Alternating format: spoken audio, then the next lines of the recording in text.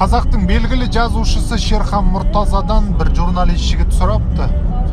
Ағатай, жұрттың көбісі қалада тұрады, бірақ сіз неге ауылдан сай бересіз депті. Сонда жазушы: наурызкөк, қарлығаш, тағы да басқа құстар көктеммен бірге жарысып, сонау алыстан жердің түбі Африканың бір жерінен бәленбай мың шақырымды артқа тастап туған жеріне ұшып келеді.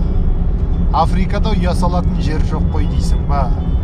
Құс екеш құста туған жерін ардақтап, құрметтеп, сағынып келеді.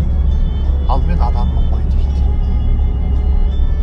Кейбіреулер туған жерінен жерсе, ол да бір кем дүние дейді. Туған жер